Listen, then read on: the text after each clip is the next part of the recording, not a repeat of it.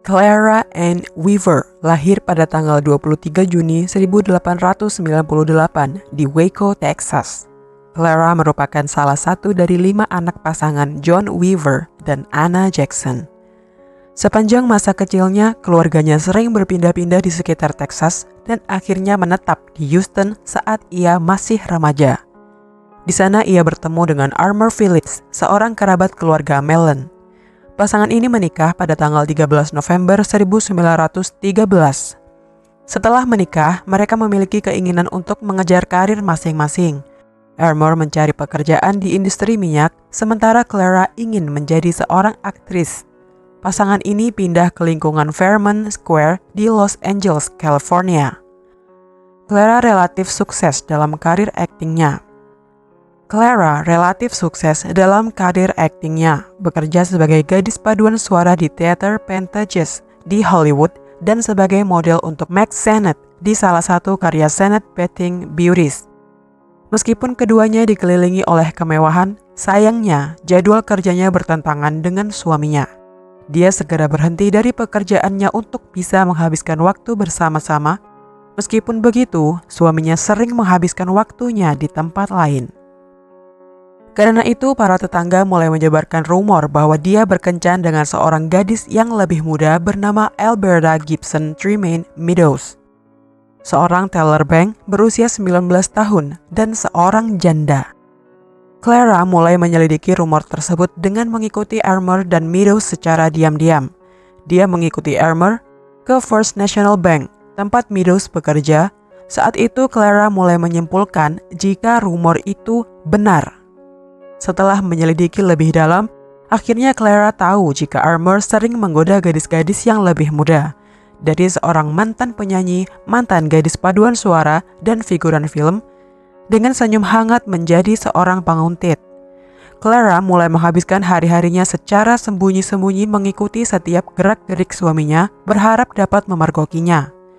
Tak lama kemudian, dia mengetahui dengan pasti siapa yang telah dikencani suaminya, dan saat itu juga Clara memiliki sebuah rencana. Keesokan harinya, tanggal 10 Juli 1922, dia mengunjungi toko Five and Dime. Di sana dia memeriksa berbagai alat perbaikan rumah.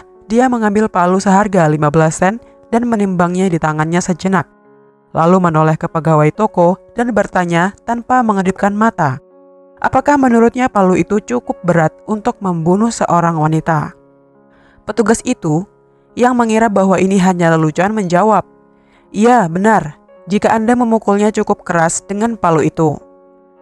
Setelah itu, dia kembali pulang ke rumah dan berpura-pura tidak mengetahui perselingkuhannya. Ia melakukan aktivitas seperti biasa di dapur, di mana dia memasakkan makanan untuk suaminya setelah seharian bekerja. Namun, tanpa sepengetahuan Armour, istrinya memiliki rencana untuk menyingkirkan saingan cintanya karena Clara sangat cemburu saat itu. Keesokan harinya, Clara menghubungi teman di paduan suara dulu, Peggy Caffey. Dia mulai bercerita dan mengungkapkan jika dia kesal dan marah atas perselingkuhan suaminya. Kedua sahabat itu pun mendatangi rumah Meadows, selingkuhan suaminya, tetapi mereka mendapati bahwa dia tidak ada di sana. Setelah itu memutuskan untuk menghilangkan kesedihan mereka dan pergi ke sebuah tempat santai di Long Beach, di mana mereka meminum bathtub gin sebelum naik taksi kembali ke Los Angeles. Pada sore hari, para wanita itu sedikit goyah saat berdiri, dan bersama-sama mereka menunggu di luar bank di 9th and Main Street sampai Meadows selesai bekerja. Ketika Meadows melihat mereka, dia langsung mengenali Clara yang saat itu menghampirinya dan dengan tenang meminta tumpangan kepada Meadows. Clara mengarang cerita dengan meminta Meadows mengantar dia dan Peggy ke rumah saudara perempuan Clara di Montecito Heights. Meadows yang tidak menaruh curiga saat itu dan langsung saja menyetujuinya. Di ujung Montecito Drive, yang saat itu merupakan jalan tanah yang berliku, Meadows menghentikan mobilnya saat Clara menuduhnya berselingkuh dengan suaminya. Ketika Meadows menyangkalnya, Clara meninjunya dengan keras, membuatnya terjatuh dari mobil. Saat melarikan diri menuruni bukit, Meadows terjatuh ketika hak sepatunya patah. Clara mengejar dan menangkapnya, lalu ia menghantamkannya ke wajah Meadows berulang kali dengan palu yang ia siapkan sedari tadi. Belum puas, kemudian Clara menyerangnya dengan ujung cakar palu, membuat wajahnya hancur berlumuran darah dan tak berbentuk. Untuk menghabisi saingan cintanya, Clara menggulingkan batu seberat 50 pon ke dada korbannya. Saat serangan brutal ini terjadi, Peggy Caffey menyaksikan seluruh kejahatan mengerikan itu dari dalam mobil seketika keluar dan memuntahkan isi perutnya. Ketika dia selesai muntah di rumput, Clara memberi sebuah saran padanya untuk menutup mulut dan beranggapan jika tidak terjadi apa-apa. Clara kemudian mengantar temannya pulang, lalu dengan santai pulang ke rumah dengan mobil Ford baru milik Meadows. Suaminya terkejut saat melihat istrinya pulang dengan membawa mobil pacarnya. Dia panik. Setelah keluar dari mobil, Clara yang masih mengenakan pakaian berlumuran darah merangkul suaminya dan berkata dengan penuh kemenangan, "Sayang, aku telah membunuh orang yang paling kamu cintai di dunia ini. Sekarang aku akan memasakkan makan malam terbaik yang pernah kamu makan." Dengan tenang, dia menceritakan apa yang telah dia lakukan. Suaminya bersikeras agar dia melarikan diri dan bersama-sama mereka menyusun rencana. Dengan suaminya mengikuti di dalam mobilnya, mereka berkendara ke Pomona dan di sana meninggalkan mobil Meadows sebelum kembali ke Los Angeles dan bermalam di sebuah hotel di pusat kota. Keesokan paginya, setelah mengirim Phillips pergi dengan kereta api ke El Paso, Texas, dia berkonsultasi dengan pengacaranya dan memberitahu polisi Los Angeles tentang pembunuhan itu. Pada tanggal 14 Juli, Clara ditangkap dalam sebuah penggerbekan polisi di kereta.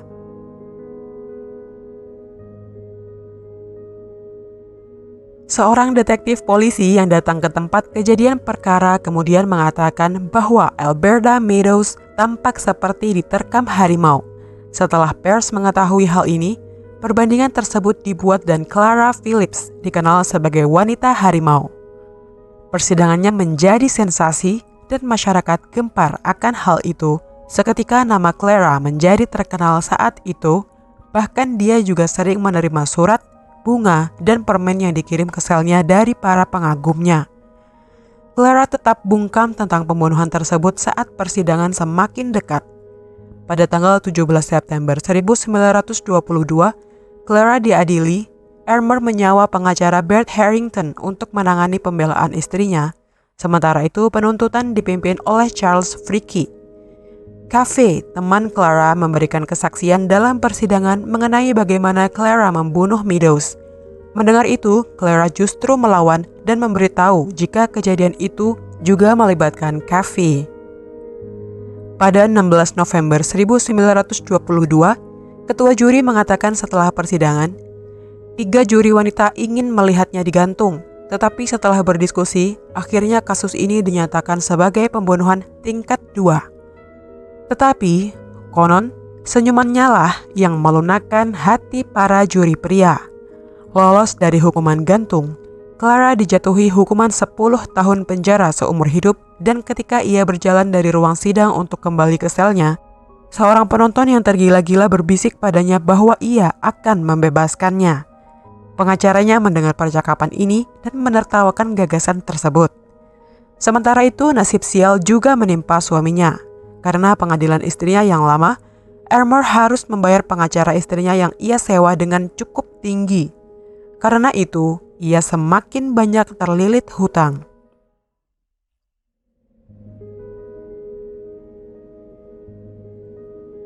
Pada tanggal 5 Desember 1922, seorang sipir penjara menemukan jika sel Clara kosong dengan kondisi jeruji besi yang digergaji dan jendela yang terbuka.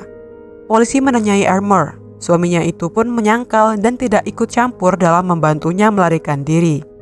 Kedua saudara perempuannya, Ola Weaver dan Era Mae Jackson, juga ikut dicurigai, namun mereka akhirnya lepas dari tuduhan itu.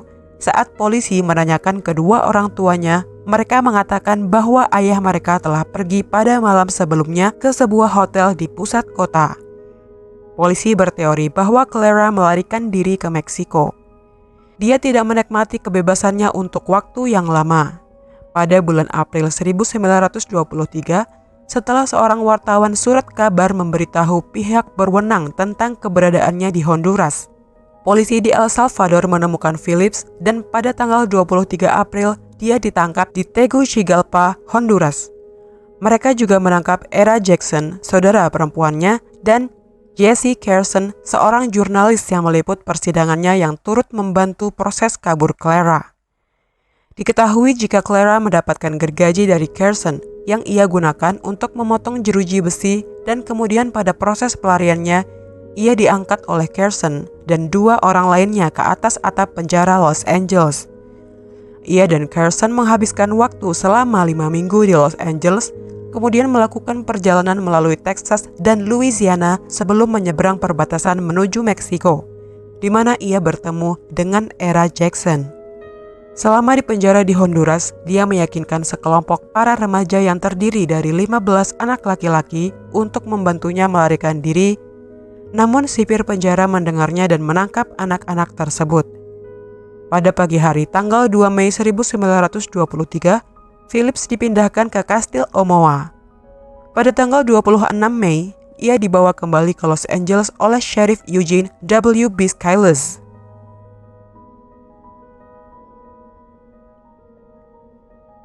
Pada tanggal 2 Juni 1923, para penjaga membawa Phillips kembali ke penjara negara bagian San Quentin.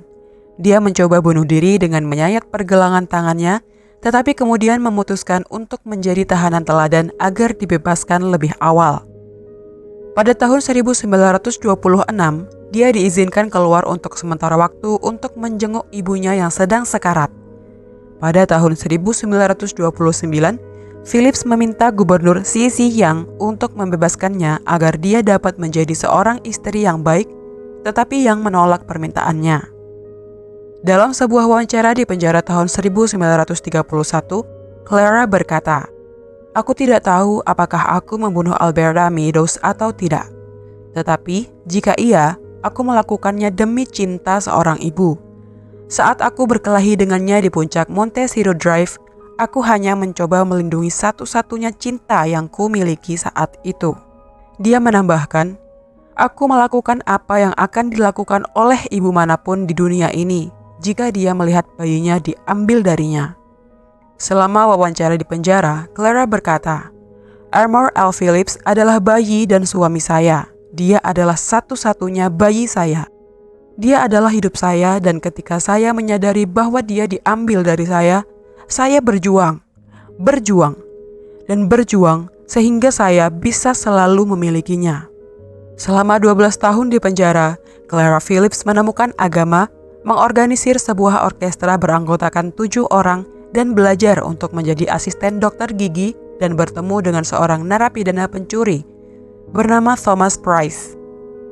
Pada September 1932, seorang petugas pemasyarakatan mencegat surat cinta dari Clara untuk Price yang membuatnya kehilangan hak kunjungan, perpustakaan, dan hak surat serta pembebasan bersyaratnya karena Dewan menolaknya pada tahun 1933 dan 1934 karena surat-surat tersebut.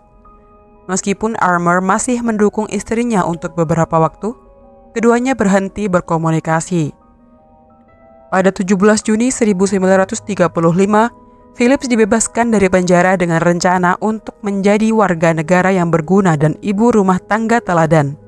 Saat pembebasannya, ratusan orang berkumpul di penjara dan berteriak, "Wanita harimau! Wanita harimau!" Dia mengatakan kepada wartawan bahwa dia akan pergi ke San Diego untuk bekerja sebagai asisten dokter gigi. Pada tahun 1938, dia dan Armour bercerai. Untuk sementara waktu, dia tinggal di San Diego merawat ibunya yang sakit, tetapi kemudian mengajukan permohonan izin untuk pindah ke Texas. Tidak banyak yang diketahui tentang kehidupannya setelah itu, selain dia mengganti namanya dan dilaporkan terlihat di Texas pada tahun 1961.